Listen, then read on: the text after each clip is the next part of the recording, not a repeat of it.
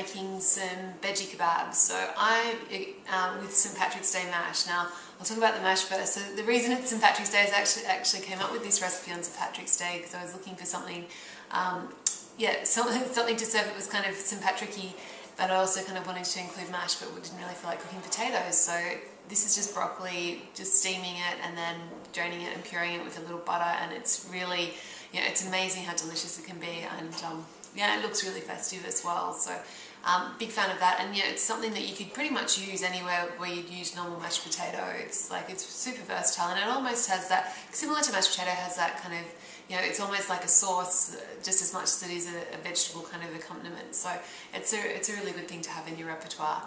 And then we're also making some kebabs. Now I've used tofu in these kebabs and some veggies, but so to make them a veggie kebab. But feel free to play around if you wanted to make them chicken or pork or lamb, whatever you felt like you can do that. And kind of the spice using the smoked paprika. It's really versatile. So don't feel constrained to tofu. So we'll hop into the kitchen and I'll show you how to make it. Broccoli mash. I've just got 2 kind of smallish heads of broccoli here, and I'm just going to chop through them. You don't have to be too particular. I like to leave some of the stems in and then just chop through the heads, and as long as they're broken up so that they're going to cook, that's all we're worried about. So I'll repeat the same with the other one, and then I've got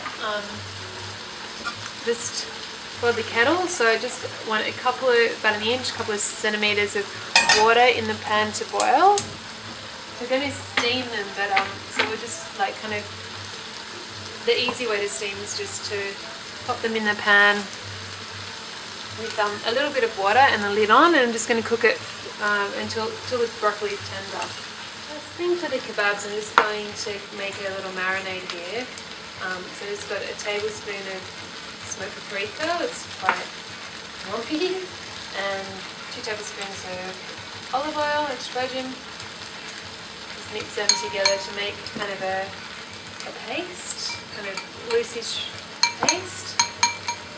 And then I've got a block of tofu here that I've just drained, so I'm going to chop that into cubes. So probably do 3 that way, and again this way, and then chop each into half. So we've got some more. Keep that into the, I could have a bigger bowl in my marinade to cook. And I'll just let that sit for a few minutes while I prepare the veggies. I just rinsed it, and I want to make some strips for our, so I'll just get rid of that first bit and then just peel with the vegetable peeler to make, and try and get them as thick as you can with the veggie peeler. And we're going to weave these onto our skewers so they look really pretty actually. But yeah, it's up to you. It's kind of, this is one of the things that you can mix and match depending on your favourite veg, what you've got laying on. Mushrooms.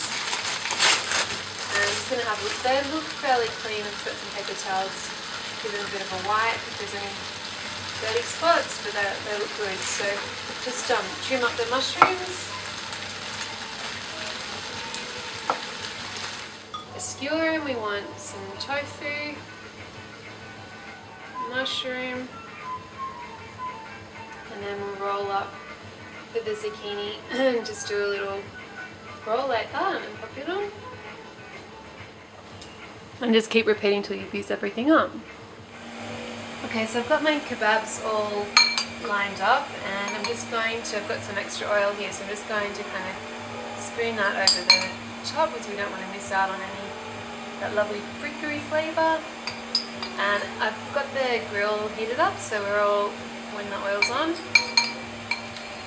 just going to cook them under the grill, and it's only going to take a few minutes each side. Drain the broccoli, it's still hot, so I'm just going to mash it with my, and mash the butter in as well with my, or you could do it in a food processor. It might be a bit tough to get it to work in a blender, or you could kind of finely chop it with a knife if you didn't have any way to blend it, but it won't get that kind of creamy mash consistency. And it's up to you to play around with it if you want it to be more more creamy and smooth, or if you want it to be, I'm going to leave it a little bit chunky so it doesn't look quite so much like baby food. And that's it, so I'll just season that and keep it warm. Had about 3 minutes on the first side and they're looking nicely brown, so I'm just going to turn them over. Had another 3 minutes and they're looking like the mushrooms are kind of cooked down and yeah, and charred a little bit, so that's pretty good. So I'll turn the heat off and serve it with the mash.